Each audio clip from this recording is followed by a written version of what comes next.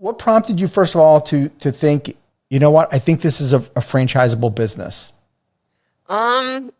A lot of it is that we knew that there was a mark missing in the marketplace. Between boutique stores and big box stores, there's not that service level and the options that are out there. So that was a big I think one of the things we realized there is like it's a fragmented industry. There's no real leader in that market. There's places where you could get product, there's online, there's boutique, whatever, but nobody pulls it full circle. Design builds where they do the install and everything together, but there's not really a cabinet place that really services that B2B like Sherwin-Williams style, where it's just like you're building that network of business trade pros and either selling to them or they're promoting you to their clients. So then there's really that Whole, really. Well, yeah, there's that whole, but then there's also that continued business. Like there's like the continued revenue with that model. Otherwise, the reoccurring, yes, I couldn't think of my words. But I mean, there are the other models that they do, like the installs and the construction. But if you're lucky, you might get a few referrals here and there from their friends and family. But when you're talking that B2B where we don't do the installation, we're not competing with our client. Those are our clients. We're not competing with that builder or contractor. Those are our clients instead of, sitting here trying to compete against them. They're not going to want to send their client into somewhere that's going to be trying to compete with them for installation, even though they say they can just sell cabinetry. It's just like, yeah, but would I really want to send my customer in there? You don't really know how it works. So that makes sense. Derek, what about in terms of the attracting that right type of franchisee that's going to kind of thrive in the system? Since I know, like Diana just talked about, the B2B side of business, is this going to be a franchise in order for me to thrive? I've got to really be a really strong relationship person and get out in the community, not just be in my showroom. Yeah, absolutely. And like I said, I think that's a big, a new lens to look through, right? So you have to understand that, yes, people are going to come in the door and you're going to get calls and leads, but ultimately the easiest sales there are to make are those referrals, right? You don't have to put in nearly as much work. They already trust you. That transfer of trust has already happened. Exactly. Basically. So it's just so much easier. And a lot of people, obviously, is it more work to build relationships or follow up with these people? Yeah, absolutely. It's more work, but it's going to save you so much more work on that backside. Or the other way to look at that too is like, it's always our job to do a good job, right? So we want to make sure that customer is truly happy. If that's us reordering another cabinet or swapping out their hardware, worst case scenarios type stuff, but it's going to build such a better relationship. And then those little things are going to play out more than any advertising dollars you could ever spend, So it's funny because we actually have at each one of our showrooms what we call is this medic kit. Because you'll have customers like Home Depot every day. Our One Warrington location's around the corner.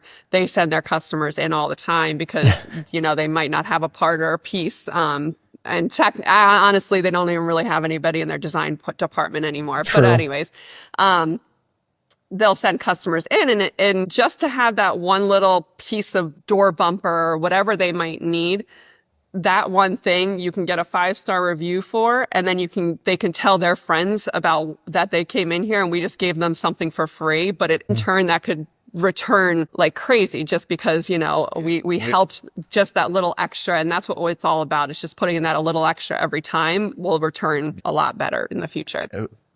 And again, that I think plays into the franchise model so much better because if you can have, like-minded people like yourselves, running these showrooms and, they'll go that extra mile because at the end of the day, it's their business, Obviously, we kind of put up the framework to get them there, but ultimately it's their business. And that relationship. And if they can, just do those few extra pieces and really elevate the brand, then that's what we're looking for. Sure. So you've mastered the relationship building and obviously going to emphasize that in training your franchisees, I assume. What does training and support look like?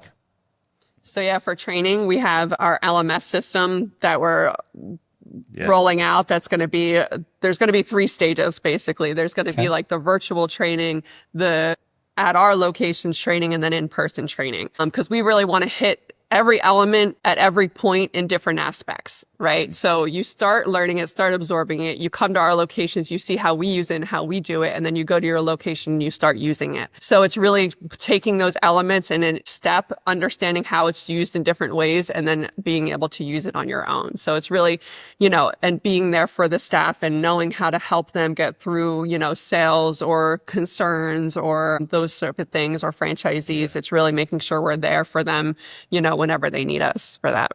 Okay, what about the sourcing of product? We're competing against obviously the big box retailers, and you said some of the mom and pops. Talk to me about the sourcing of your product and maybe advantages of being a franchisee.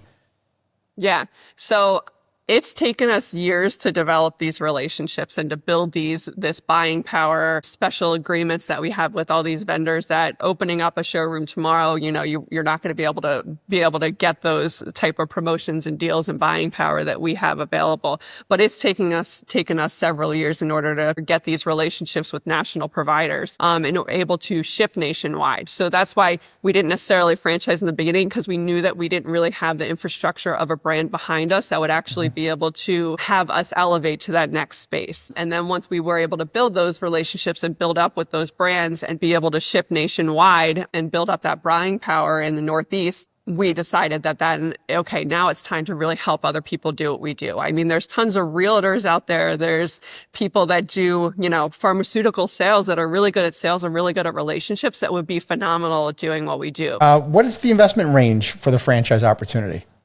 So it's $296 to $376 for upfit of the location, franchise fee, and 3 months of operating costs.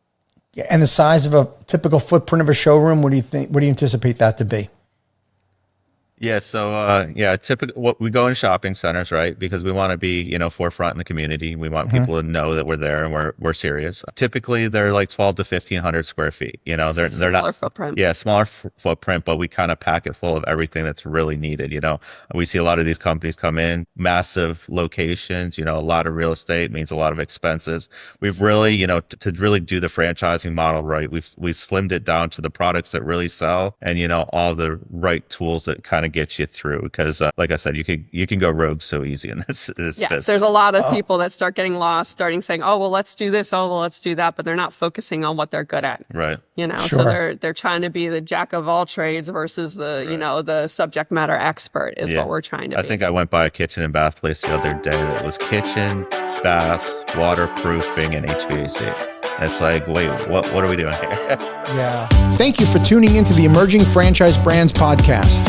For additional insights, guest applications, and to stay connected, visit us at efbpodcast.com. The Emerging Franchise Brands podcast is for entertainment purposes only, and the views expressed do not necessarily represent those of Emerging Franchise Brands, its host Frank Fiume, or Emerging Franchise Group LLC. Any discussed franchise or investment opportunity requires thorough investigation, obtaining proper disclosure documents, and expert consultation before making any investment decisions. The podcast and its host do not offer professional advice or endorsements, and they hold no responsibility for actions, representations, accuracy, or consequential damages related to the podcast content.